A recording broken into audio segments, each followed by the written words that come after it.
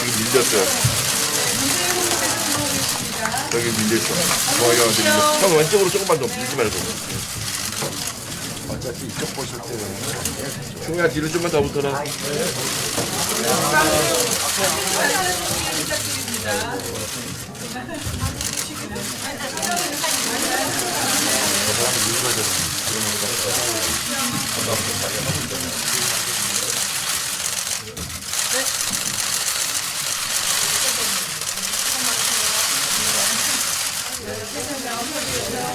먼저 문재인 더불어민주당 후보의 성평등 정책에 관한 모두 발언을 바로 듣도록 하겠습니다. 그리고 발언 시간 5분 정도로 제한하겠습니다.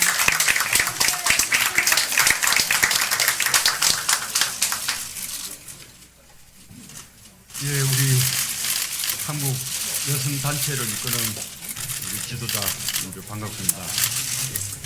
오늘 또 대선을 앞두고 이런 성평등 정책 간담회 자리에 초대해 주셔서 감사드립니다.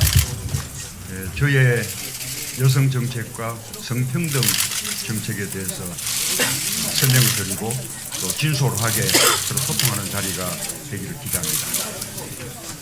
우리 사회에서 여성으로 살아간다는 것은 수많은 차별, 편견과 끊임없이 부딪히는 일입니다.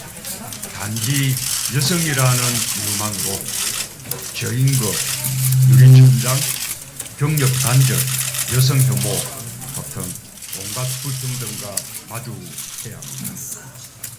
통계에 따르면 여성은 남성보다 평균 36%나 임금을 적게 받습니다. 여성이 승진하기는 하늘의 별따기입니다. 30대 그룹 임원 중에 여성이 차지하는 비율은 고작 2.4%. 유리천장 지수 역시 OECD 꼴찌 수준입니다. 여성에게만 지어진 육아의 부담은 경력 단절의 멍에까지 씌웁니다. 성폭력, 가정폭력, 데이트 폭력의 묻지마 폭력까지 여성 혐오의 이름으로 자행되는 각종 범죄 때문에 여성 51%는 일상생활에서 불안을 느낀다고 합니다. 여성이 일하기 가장 나쁜 나라 아닙니까? 여성이 안심하고 피를 걷기도 어려운 나라라고 합니다. 저 문재인이 확실하게 뼈를 고치겠습니다. 여성의 관점에서 차별은 빼고 평등은 더하겠습니다. 페미니스트 대통령이 되겠다는 약속 제가 정책 공약을 통해서 확실하게 지키겠습니다. 첫째, 경제 활동에 있어서 남녀 차별의 벽을 드물겠습니다. 브라이드 채용제와 여성 청년 고용 의무 할당제를 도입해서 여성의 노동시장 진입을 촉진하겠습니다. 성평등 임금 공시제도, 성별 임금 격차 해소 5개년 계획 수립으로 남녀 간의 임금 격차를 OECD 평균 수준인 15.3% 그 수준까지 완화하겠습니다. 둘째로 육아 정책도 성평등의 관점에서 접근하겠습니다. 육아의 부담을 여성에게만 증가시키지 않겠습니다. 먼저 10시부터 4시까지 더불어 돌봄제를 도입하겠습니다. 육아휴직급여를 인상하고 국공립 어린이집 비율을 아동기준 40%까지 임기 내에 확대하겠습니다. 초등생 안전 돌봄 학교도 도입하겠습니다. 셋째, 여성이 안전한 나라를 만들겠습니다. 만연한 여성 혐오, 젠더 폭력을 건절하기 위해 국가가 직접 나서겠습니다. 젠더 폭력 방지 기본법을 제정하고 젠더 폭력 방지 계획을 수립하고 전담 기구도 설치하겠습니다.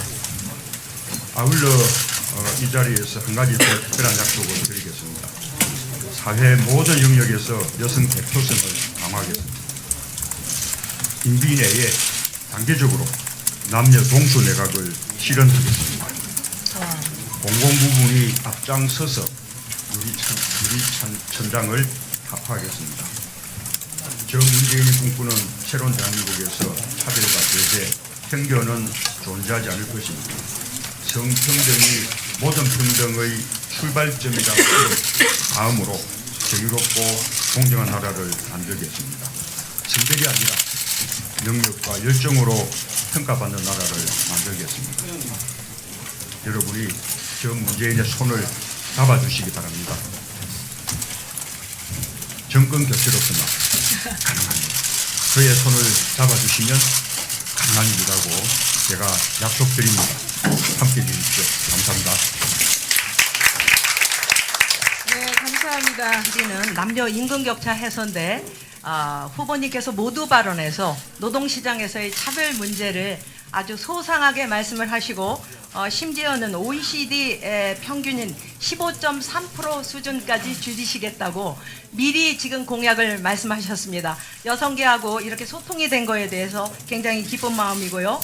더불어서 제가 좀 말씀드릴 것은 이 남녀 임금 격차가 OECD가 우리나라를 통계로 잡은 1992년 이후로 20년이 넘도록 우리가 남녀 임금 격차가 부동의 1등이라는 거, 그거를 말씀드리고 싶습니다. 15.3%로 줄이시겠다고 말씀을 하셨으니까 얼마까지 줄이실 거에 대해서는 질문을 하지 않겠고요.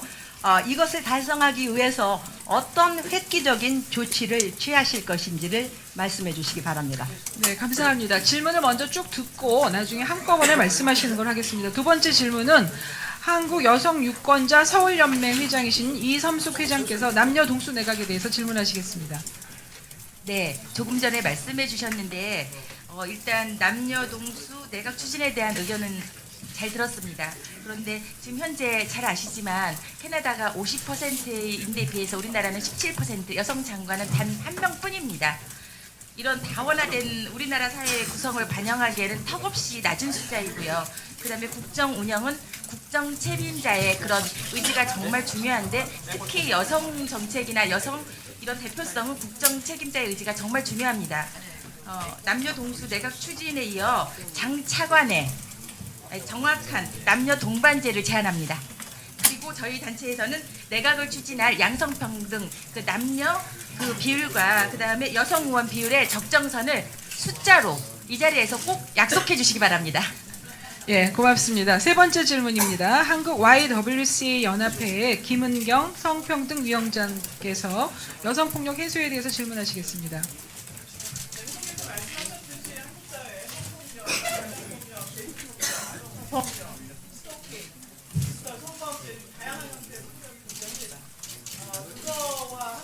사실 입법 정책 화려합니다. 그럼에도 불구하고 매년 여성에 대한 폭력은 줄어들기는커녕 증가하고 있고 또 실효성 검증이 되지 않는 여러 가지 입법 정책 덕분에 그 성에 근거한 폭력의 형태도 다양해지고 있습니다. 그동안 지난 정부들은 하나같이 여성에 대한 폭력을 사소한 것으로 다뤄왔고요. 사실 그거에 대한 여러 가지 문제들 과거 정부에서도 제시했지만 사실 앞으로는 좀 더 전향적인 태도가 필요한데 후보께서 생각하시는 여성폭력 근절을 위한 선결 과제가 무엇인지 또 그것에 대한 후보의 의지는 어떠신지 좀 밝혀주시기 바랍니다. 네, 감사합니다. 지금 진행 발언인데요. 마이크 소리가 작아서 뒤에 거의 잘 들리지 않고 있다고 합니다.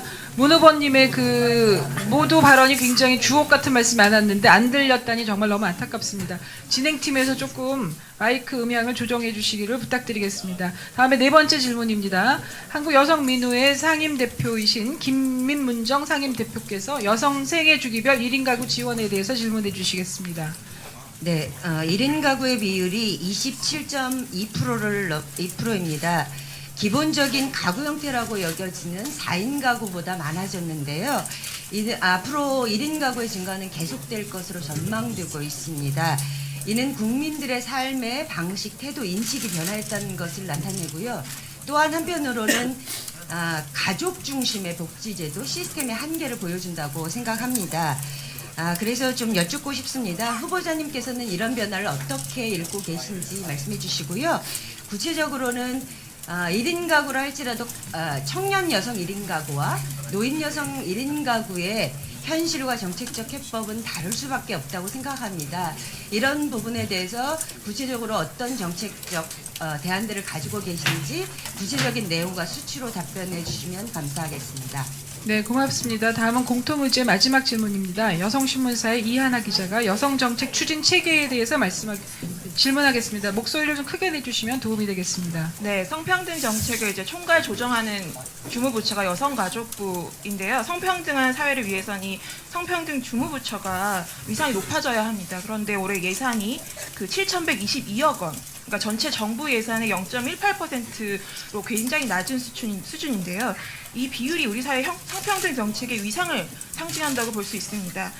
그 부처의 예산이 사실 위상을 상징한다고 얘기를 할 수 있는데요. 이 성평등 추진 체계가 단단해지려면 이 위상과 예산이 뒷받침돼야 합니다. 이 위상과 예산 어떻게 그 확보를 하실 생각이신지 그 입장을 좀 말씀 부탁드립니다. 네, 감사합니다. 더 많은 질문이 정말 수십 개의 질문이 있습니다만 오늘 여기 이 자리에서 5가지만 대표적으로 하기로 저희가 의견을 모았습니다. 이제 문 후보님께서 질문을 들으시고 답변을 해주실 차례입니다. 문 후보님 부탁드립니다.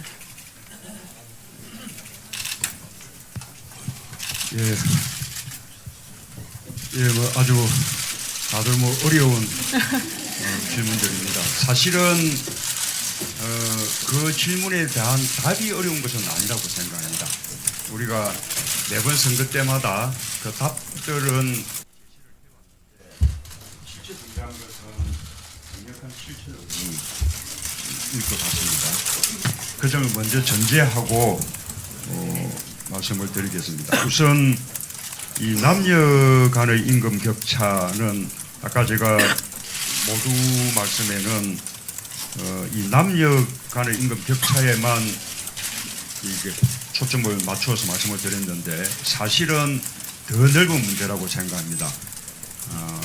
우선은 정규직과 비정규직 간의 지나친 임금 격차, 또 대기업과 중소기업 간의 임금 격차, 또는 대졸과 고졸 간의 임금 격차, 이런 이제 여러 가지 격차 구조 속에서 여성은 중소기업에 많이 종사하고 비정규직에 훨씬 많이 종사하고 거기다가 남녀 간의 그 어떤 편견, 불평등까지 더해져서 이렇게 뭐 OECD 국가 가운데서 가장 심한 남녀 간의 임금 격차가 있는데요.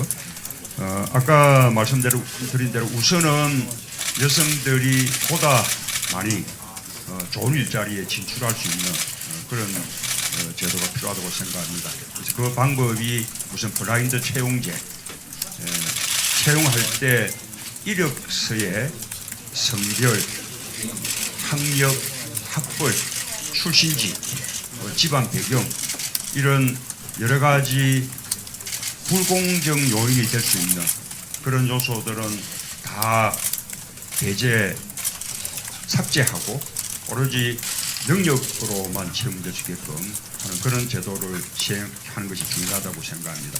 이것은 여성만의 문제가 아니고 맞으면 무슨 고졸 출신자의 문제이기도 하고 또 명문대학이 아닌 일반 대학 출신들의 문제이기도 하고 수도권 대학이 아닌 지방대학 출신들의 문제이기도 합니다. 그런 틀 속에서 블라인드 채용제, 그래서 그것을 확실히 강제하는, 제도화하는 표준 이력서 제도까지 이렇게 도입해야 된다고 봅니다. 심지어 자기소개서에서조차 그런 학력, 학벌, 집안 배경 뭐 이런 것들을 암시할 수 있는, 추측할 수 있는 내용들은 다 삭제하는 철저한 블라인드 채용제, 그리고 또 지금 청년 이 고용 할당제가 지금 되고 있는데 거기에 여성 할당제까지 더해서 그 청년 고용 할당 가운데 절반은 여성에게 할애되도록 하는, 그래서 여성들의 취업의 문을 열어주는 것이 필요하다고 보고요. 그 다음에 임금 차별에 대해서는 성평등 어떤 임금 공시제 이것을 도입하고 그 다음에 한편으로는 대통령 직속 제가 일자리를 만들어서 대통령이 되겠다고 여러 번 공약을 하고 있는데 그 일자리위원회의 역할 속에는 이 좋은 일자리를 많이 만들어내는 것도 필요하지만 또 한편으로 나쁜 일자리를 좋은 일자리로 전환시키는 거기서 아까 이 비정규직들을 정규직으로 전환시키고 남녀 간의 임금 격차를 해소하고 하는 역할들을 하게 될 것입니다. 그 다음에 더 크게는 저는 이제는 전체적으로 공정임금제가 돼야 합니다. 그 공정임금제는 아까 모두에 말씀드린 대로 남녀 간의 격차뿐만 아니라 정규직과 비정규직, 대기업과 중소기업 또는 고졸과 대졸 이런 모든 이 불공정한 임금 격차를 해소하는 그런 제도가 될 것입니다. 이 여성 대표성 강화하기 위해서 남녀 동수 내각 이 부분은 아까 제가 말씀드렸습니다. 절반 외국의 캐나다뿐만 아니라 남미의 뭐 칠레 같은 나라들 오히려 우리보다 민주주의의 수준이 나 우리 경제력 수준이 못한 나라에서도 이미 남녀 동수 내각을 실천한 나라들이 많습니다. 심지어 칠레도 그렇고 제가 아마 페루도 그랬었다고 생각하는데 몇몇 나라들은 심지어는 국방장관을 여성이 하는 그런 사례들도 볼 수 있었습니다. 우리 현실상 단숨에 남녀 동수 내각 실현은 쉽지 않을 거라고 보지만 적어도 출발할 때 30% 정도 선에서 출발해서 단계적으로 그래서 저도 임기 내에는 남녀 동수 내각을 실현하기 위해서 노력을 하겠습니다. 여성 의원 같은 선출직은 저는 적어도 30% 이상 정도가 적절하지 않을까 싶습니다. 지금 우리 더불어민주당은 여성 공천 때 30% 이상 공천하는 것으로 우리 당헌상 규정되어 있습니다. 아마 다른 정당들도 비슷할 것이라고 생각합니다. 그런 부분들을 조금 제대로 이렇게 실제로 실현되도록 법 제도화하는 것까지 검토된다고 봅니다. 이 점에 대해서 말씀드리자면 아까 말씀드린 대로 역시 실천 의지가 중요한데 아마도 이렇게 되돌아보시면 그래도 여성 장관이 가장 많았던 시기가 참여정부 때였다. 그렇게 아마 기억하실 겁니다. 숫자도 많을 뿐만 아니라 단순히 뭐 여성가족부 장관 또는 여성들이 흔히 맡게 되는 뭐 환경부라든지 보건복지부 차원을 뛰어넘어서 법무부 장관 이렇게 대폭 넓혀서 여성 장관을 발탁을 했습니다.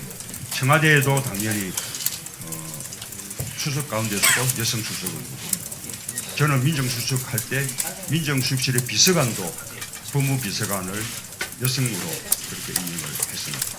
보좌관도 여성 보좌관 그렇게 실천적으로 노력을 했었다는 말씀을 드립니다.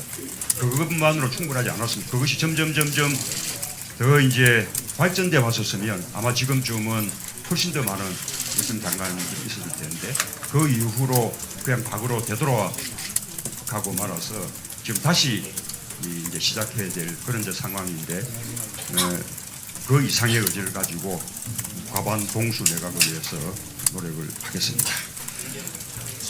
박수 안 치십니까?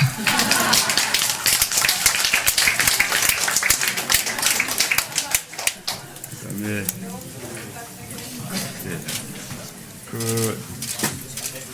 이제 폭력, 젠더 폭력 이 부분은 제가 이제 젠더 폭력 방지 기본법 개정하겠다고 말씀드렸습니다. 아마 또 어린 시기 때부터 공교육에서도 이런 성평등에 대한 교육이 이렇게 이루어져서 아이 때부터 이렇게 성에 대해서 서로 존중하고 배려하는 그런 인식을 심어주는 것이 필요하다고 생각합니다. 지금 법제도에서 가장 필요한 것은 저도 오랫동안 변호사를 했기 때문에 늘 절감하는 겁니다만 이런 이제 가정폭력, 데이트폭력 뭐 이런 부분들을 기본적으로 이것은 가정 내부의 문제 또는 남녀 사이의 내부적인 문제 이렇게 인식하면서 가급적 국가는 개입하지 않는 것이 바람직하다 이런 생각. 그리고 또 그렇기 때문에 처벌도 피해자의 의사를 존중해야 하는 것으로. 그래서 그러면 또 여성이 처벌을 원하지 않으면 그러면 그것으로 그냥 넘어가고 여성은 가정을 깨지 않기 위해서 후보님 시간을 관계, 조금 관계 지속을 위해서 또 하자면 처벌을 원하지 않는다는 의사 같은 것을 하기에 마련이고 네. 그러면 없었던 일처럼 되어버리는 것이 현실이죠. 이제는 그걸 넘어서서 그런 젠더 폭력에 대해서 국가가 강력하게 개입해서 피해자의 의사에 따라 좌우되는 것이 아니라 그 젠더 폭력을 반대한다는 기본 입장에서 개입을 해야 된다고 생각합니다. 우선은 피해자가 계속 피해를 입지 않도록 가해자를 격리시켜서 보호를 해주고 또 피해자의 의사와 무관하게 응당받아야 될 것을 받도록 그렇게 하고 그 다음에 필요하면 피해자는 피해자대로 하나의 보호센터에서 보호받게 하고 가해자는 가해자대로 그런 여러 가지 심리치료 등을 받도록 하고 또 그 이후에 그런 가정은 지속적으로 관찰해서 그런 식의 가정폭력이 계속되고 있지 않는지 하는 부분들을 국가가 관찰해서 네, 개입하는 후보님 그런 게 지금 필요하다고 보고요. 한 센텐스식으로 네. 해주실 수 있으면 하고 그다음에- 나머지 네. 예, 생애 1인 가구 하고요. 여성가족부 얘기하겠습니다. 예.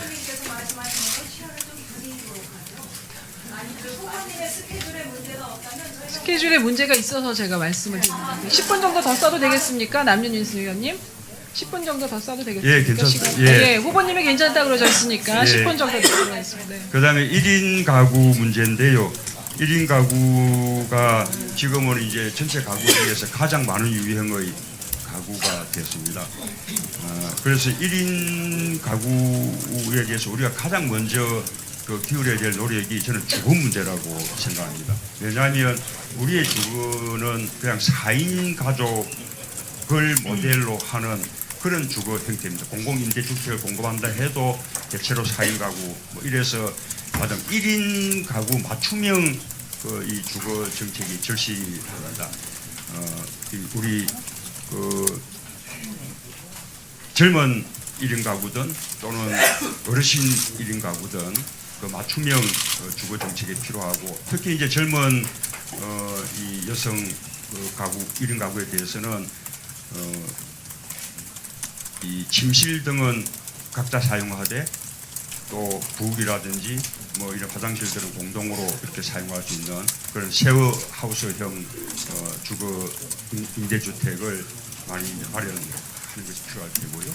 또 어르신들의 경우에는 보통 노인정이나 경로당에서 생활을 많이 하는데 거기서 단순히 시간 보내기 차원이 아니라 거기서 공동 취사도 하고 공동 세탁도 하고 거기서 또 공동 목욕탕 시설까지 이렇게 갖추고 거기가 하나의 공동 생활의 기반이 될 수 있는 그런 게 필요하다고 봅니다. 뿐만 아니라 어르신들에 대해서는 방문 여러 가지 복지 서비스, 그러니까 간호사, 영양사, 운동 처방사, 물리치료사 이런 사람들이 이렇게 보다 많이 방문해서 어르신들의 건강부터 시작해서 전체적으로 복지 서비스를 제공하는 것이 필요하다고 봅니다. 또 그렇게 하는 것이 제가 일자리 정책으로 제시했던 공공부분 일자리를 많이 만들어내는 그런 길이기도 하다고 봅니다. 이 성평등 정책을 어떻게 추진할 거냐 이 부분도 아까 말씀하신 대로 여성가족부의 권한이나 위상을 대폭 강화할 필요가 있다고 생각합니다. 사실은 지금의 여성가족부도 과거에 민주정부가 시작했던 것입니다.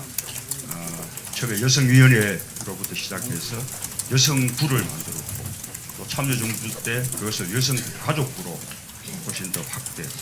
그 이후에 이명박 정부는 여성가족부를 아예 폐지하려고 했는데 우리 참여정부에서도 강력하게 반대 의견을 내고 또 그때 여성계에서도 들고 일어서서 겨우 여성부를 지켜냈습니다.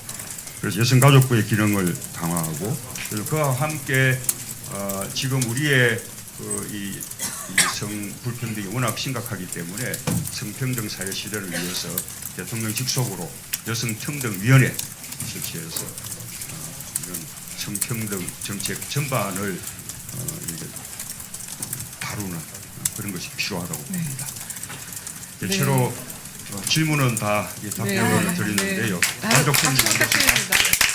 네, 성실하게 길게 답변해 주셔서 감사합니다. 이제 제일 중요한 순서가 마련되어 있는데요. 문재인 후보께서 성평등 대통령이 되겠다라는 서약서에 서명을 하시는 시간이 되겠습니다. 후보님 그 단상 위에 서명대 탁자가 마련되어 있습니다. 그걸로 이동해 주십시오. 서명을 이제 여성계 대표들이 보는 앞에서 지금 서명을 문재인 대표께서 하고 계십니다.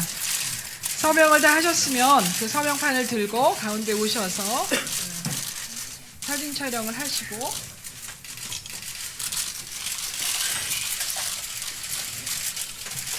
네, 다 하셨습니까? 그럼 앞으로 이렇게 나오셔가지고요. 네, 이 테이블도 좀 빼주십시오. 사진이 깔끔하게 나와야 되니까 장소가. 문재인 대표님 그걸 가운데로 좀 이렇게 딱 들어주시는 게 더 예쁘게 나올 것 같습니다. 조금 더 위로 올라가시랍니다. 조금 더 가슴 위로 조금 더 올리시면 좋겠습니다. 네, 조금 더 내리시고요. 조금만 더 올리실까요? 이렇게 붙이셔서. 네.